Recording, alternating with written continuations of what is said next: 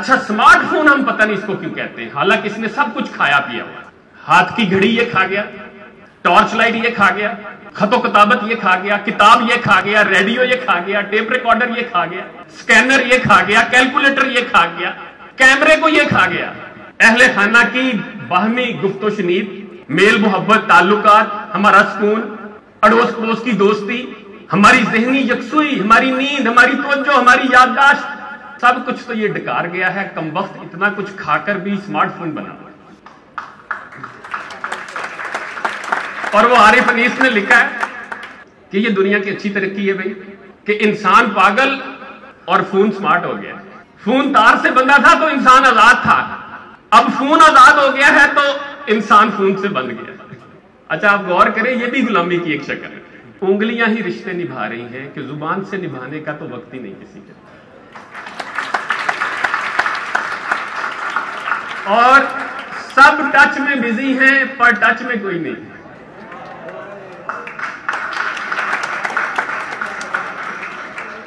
राब्ता आसान हो गया है, ताल्लुक निभाना मुश्किल हो गया।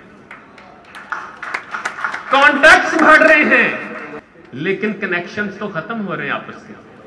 मादियत मजबूत हो रही है लेकिन रिश्ते तो कमजोर हो रहे हैं।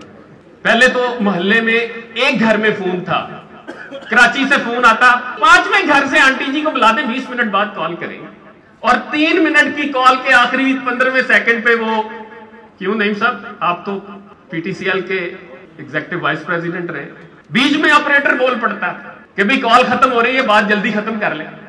और ताल्लुक तो तब मजबूत थे, मोहल्ले के लोग आपस में जुड़े होते थे कि फोन के बहाने एक दूसरे के दुख दर्द में तो शरीक हो जाते थे।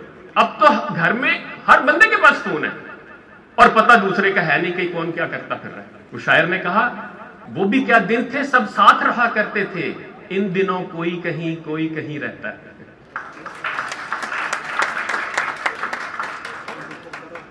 और लोग बताते हैं कि एक बंदा दूसरे को मिलने जाता है, उसके पास जाके बैठ जाता है और वो साहब फोन में बिजी है, एक कॉल, दूसरी कॉल, तीसरी कॉल, लंबी लंबी बात, ये बैठे रहते हैं, इंतजार करते हैं, बिल आखिर उठ के उकता कर ये कहकर आ जाते हैं कि भाई मैं भी घर जाके तुम्हें फोन ही कर लूंगा, क्योंकि तुम फोन पे बात सुन लेते हो, चल कर आने वाले की सुनने को तैयार नहीं।